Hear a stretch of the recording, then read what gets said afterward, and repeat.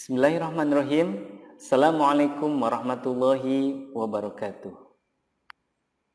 Marhaban, selamat datang di channel Al-Mustari.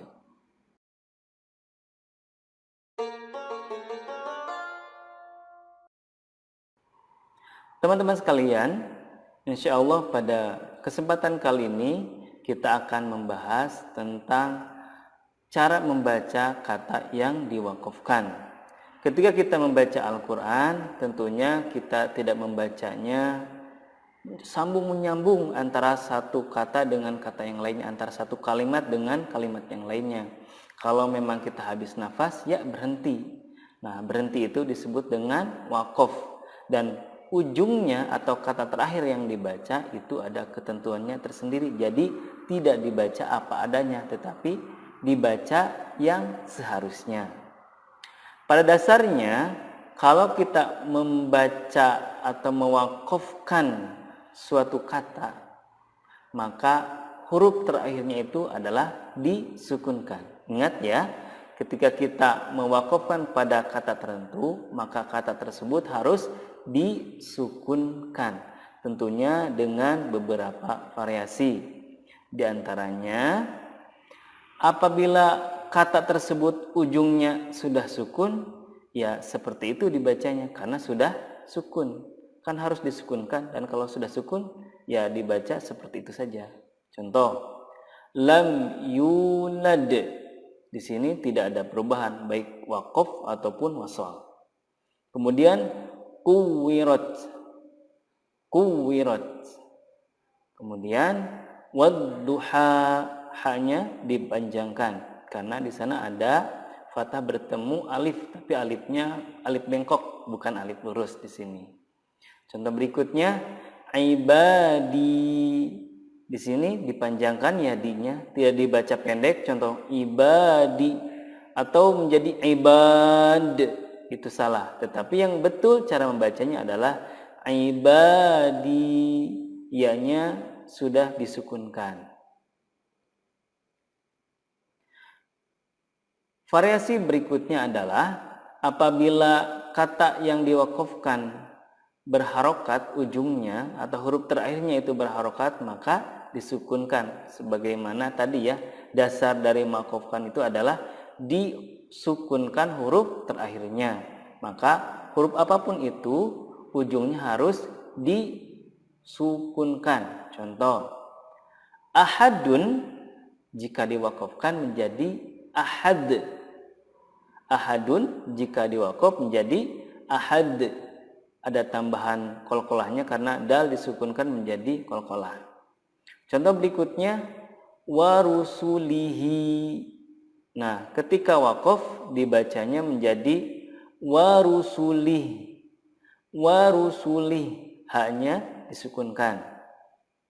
Kemudian apabila ujungnya itu ada waw sebelumnya dhammah dan ya sebelumnya kasroh, maka ketika disukunkan ini memenuhi syarat mad.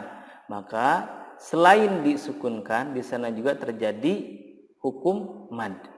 Contohnya, illa huwa. Nah, ketika diwakafkan menjadi illahu, hu-nya dibaca panjang 2 harokat. Tidak boleh membacanya dengan illahu pendek atau illahua tanpa ada perubahan. Tapi yang benar adalah illahu. Contoh berikutnya, fani'imma hiya. Jika wakaf, cara membacanya menjadi fani'imma hi. Hi-nya dipanjangkan.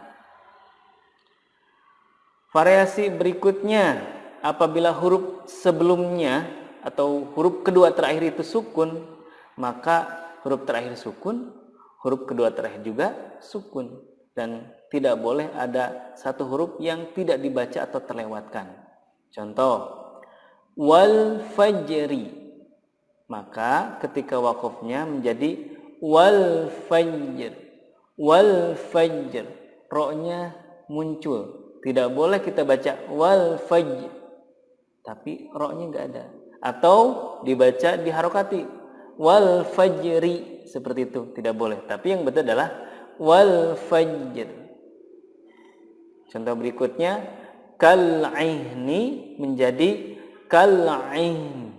Nunnya harus muncul walaupun tidak terdengar terlalu jelas gitu atau nampak sekali, tetapi apapun itu makhrajnya harus tetap diberikan. Maka menjadi seperti ini. Kal ain. Kal ain. Variasi berikutnya adalah apabila huruf terakhirnya itu bertasydid. Nah, cara bacanya diberikan dulu hak bertasydidnya yaitu nibroh ataupun gunnah kalau nun dan mati, kemudian baru disukunkan. Contohnya bil haqqi jika waqaf menjadi bil haqq. Bil haqq. Ada tekanan dulu haq gitu ya. Kemudian dikolkolahkan. Selanjutnya min hunna. Nah, ketika waqaf dibacanya menjadi min hun. Min hun. Gunahnya tetap muncul. Nah, yang berikutnya apabila sebelum huruf terakhir yang disukunkan itu adalah huruf mad, maka madnya harus dibaca panjang. Boleh 2, boleh 4 ataupun 6 harokat. Ini kalau dalam ilmu tajwid disebutnya dengan mad arid disukun. Contohnya yunfiquna, ketika waqaf dibaca yunfiqun. Atau bil ibadi, ketika waqaf menjadi bil ibad. Nah, waqafnya, nah madnya lebih panjang ya. Jadi cara bacanya seperti itu. Kemudian kalau tadi sebelumnya mad. Nah, sekarang kalau sebelum huruf terakhir itu adalah huruf lain. Huruf lain itu adalah waw atau ya yang sukun dan sebelumnya adalah harokat fathah. Maka di sana juga terjadi mad lin yang dipanjangkan.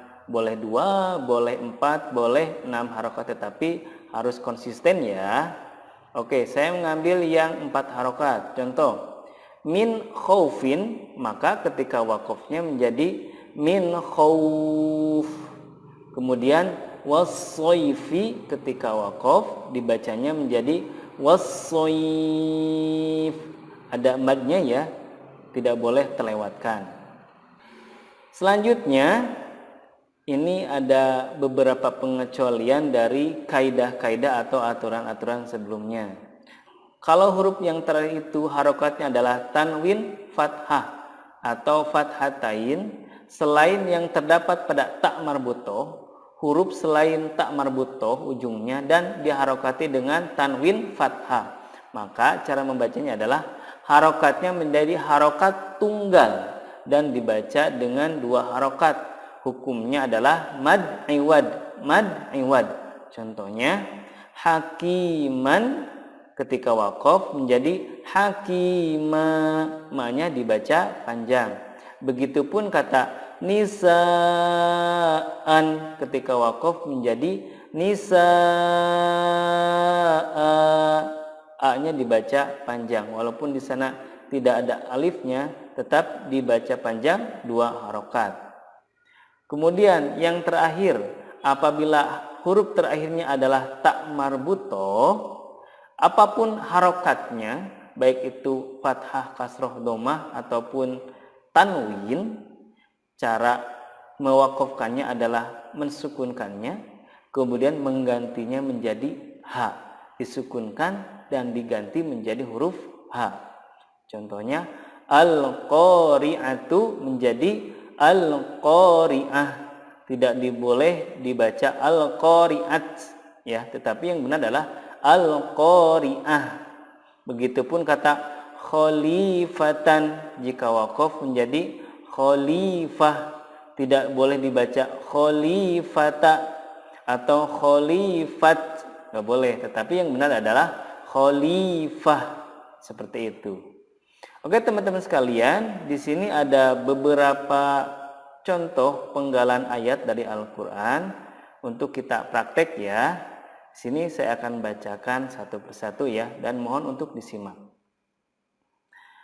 Wadu'aha lil anam hadithul ghashiyah was-samaa'a binaa'a wal jibala awsaha warujza fahjum qasasnahum 'alaik yakhluqu ma yasha' ashaddu minal qatl laisa lahu dafi' wa yassir li amri al-qassamiri da'autuhum jihara wal laili idha yassir awsalnaka bil haqq.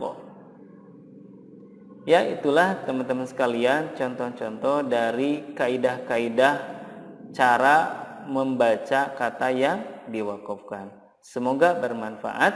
Sekian, wassalamualaikum warahmatullahi wabarakatuh.